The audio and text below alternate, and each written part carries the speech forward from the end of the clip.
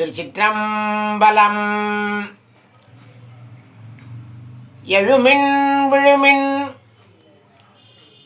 கருதிய கருமம் கைகூடும் வரை உழைமின். வணக்கம். இன்றைய ஏபிஆர் ஜாதக பிரிவில் அன்பர்களுக்கு தெரிவிக்க வேண்டிய தகவல் என்னவென்றால், வளர்ச்சி. ஒவ்வொருவரும் நாம் மேல்நிலைக்கு வளர வேண்டும் என்றுதான் எல்லோரும் விருப்பப்படுவோம், அவரவர் தகுதிக்கேற்றாற்போல். இதில் எத்தனை பேர் அந்த சிந்தனையை சரியாக பூர்த்தி செய்கிறார்கள் என்று பார்த்தால் சற்று அரிதாகத்தான் இருக்கும். சரியாக வளர்ச்சியை அடையாதவர்கள் பிறர் மேல் குறை சொல்லுவார்கள். இவர் தடுத்து விட்டார், அவர் தடுத்து விட்டார், அவர் இல்லை என்றால் நான் அங்கு சென்று இருப்பேன், இங்கு சென்று இருப்பேன் என்று அவர்களுடைய ஆதங்கத்தை வெளிப்படுத்துவார்கள். இவையெல்லாம் சபைக்கு ஏறாது. சபை ஏறுபவர்கள் பல பிரச்சனைகளை, சோதனைகளை கண்டுதான் அவர்களுடைய வளர்ச்சியை அடைய வேண்டியிருக்கும். ஜாதக ரீதியாக ஏர்வரிசை ஜாதகங்களில் இருப்பவர்கள் வளர்ச்சியை அடைய போராடினால் உண்மையாக அந்த வளர்ச்சியை அடைந்து விடலாம். முயற்சி முயற்சி என்று சொல்வது போல் வளர்ச்சி வளர்ச்சி என்று அவர்கள் மனதிலே எண்ணங்களை கடுமையாக வளர்க்க வேண்டும். எண்ணங்களை எப்பொழுது அவர்கள் கைவிட்டு விடுகிறார்களோ அப்பொழுதே அவர்கள் தோல்வி அடைந்ததாக கொல்லப்படுவார்கள். தோல்விக்கு காரணமே வளர்ச்சியின் பாதையை எட்டாததுதான். நான் பலமுறை முயன்று நான் தோற்றிருக்கிறேன் என்று அதை பெருமையாக சொல்லக்கூடாது.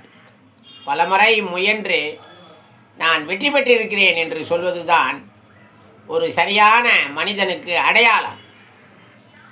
நம்முடைய தேசத்திலே பல தலைவர்கள் கடுமையான சோதனைகளை கண்டு வெற்றியடைந்து இருப்பார்கள். அரசியல்வாதிகள் பல பேர் இருப்பார்கள். அது போன்று பெரும் தலைவர்கள் எல்லாம் மிகப்பெரிய சோதனைகளை சந்தித்திருப்பார்கள். தொழிலதிபர்கள் மிகவும் வறுமைக்குரியவர்களாக இருந்து மிக உச்ச நிலையில் வாழ்ந்து பெரும் புகழையும் பொருளையும் ஈட்டியவர்கள், அற்புதமாக வாழ்ந்து காட்டியவர்கள் எல்லாம் இருப்பார்கள். இவர்களெல்லாம் மானம் அவமானம் என்று எல்லாவற்றையும் தாங்கித்தான் வந்திருப்பார்கள். இதை தாங்காமல் வளர்ச்சி என்பது உண்மையிலே கிடையாது. எல்லா நிலைகளையும் சந்திக்க வேண்டும்.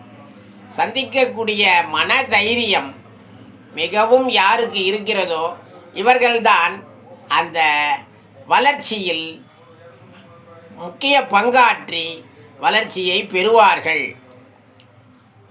ஒரு உயிரினம் என்று எடுத்துக்கொண்டால் பச்சை புல்வெளி கூட, பசுந்தாள் உரங்கள் கூட, சிறு செடிகள் கூட பெரிய மரமாகும் என்று சொன்னால் இயல்பாகவே அந்த செடிகளுக்கே சில முயற்சிகள் இருக்கும். நாம் அதை நன்றாக கவனிக்கலாம். ஆடு மேய்ந்து விடும், மீண்டும் அது வளரும். அப்பொழுது அதை சரியாக பாதுகாப்பு என்ற முறையில் செய்துவிட்டால் சரியாக அது வளர்ந்துவிடும். எனவே நாம் பாதுகாக்கப்பட வேண்டிய இடத்திலும் இருக்க வேண்டும். அதுபோன்று எல்லோருக்கும் அமைப்பு கிடைக்குமா என்றால் அமைப்பு அதிகமாக கிடைக்காதவர்கள் தான் கடுமையான முயற்சிகளை செய்வார்கள். அமைப்பு உள்ளவர்கள் தானாக வந்துவிடும் என்று வைத்துக்கொள்ளுங்கள். அமைப்பு உள்ளவர்களை பற்றி நாம் பேச வேண்டிய அவசியம் இல்லை. அமைப்பு இல்லாதவர்களை பற்றித்தான் நாம், அவர்களுடைய உந்து சக்தியை பற்றி தான் நாம் பேச வேண்டிய அவசியத்தில் இருக்கிறோம்.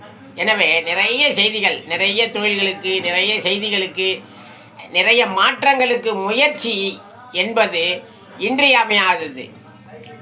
தெய்வத்தால் ஆகாதெனும் முயற்சி தன் மெய்வருத்த கூலி தரும் என்று நம்முடைய வள்ளுவர் பிரான் சொல்லியிருப்பார். தெய்வத்தால் ஆகாது எனினும் முயற்சி தன் மெய் வருத்த தன் உடலை வருத்தி அந்த செய்திகளுக்காக தன்னைத்தான் அர்ப்பணித்துக் கொள்வது. இந்த ஆற்றல் யாருக்கு உள்ளதோ இவர்கள்தான் மென்மேலும் வளர்ச்சியை அடைந்து இந்த உலகத்திற்கும் அவர்களுடைய சமூகத்திற்கும் அவர் சுற்றத்தார்க்கும் என்றுமே சிறப்பு செய்ய முடியும். எனவே வளர்ச்சி அடைய வேண்டுமென்றால் முயற்சி இன்றியமையாதது.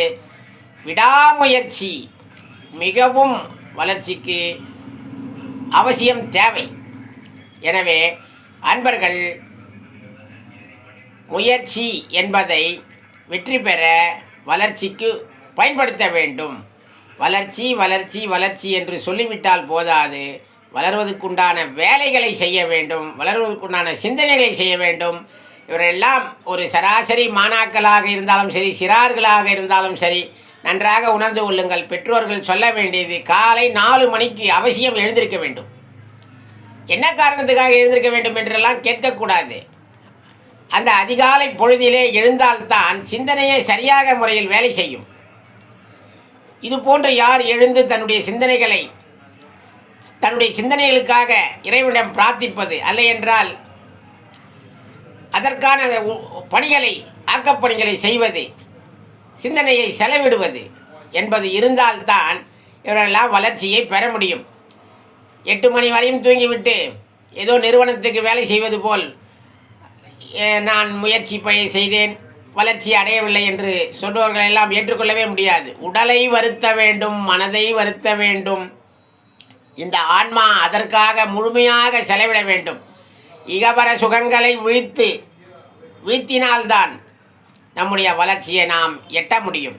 எனவே எதற்காக யார் முயற்சி செய்கிறார்களோ அவருடைய முயற்சி இடைவிடாத முயற்சியாக இருக்க வேண்டும் என்று அன்பர்களுக்கு நான் மிகவும் பணிவன்புடன் தெரிவித்துக் கொள்கிறேன். எழுமின் விழுமின் கருதிய கருமம் கைகூடும் வரை ஒழிமின். திருச்சிற்றம்பலம். வணக்கம்.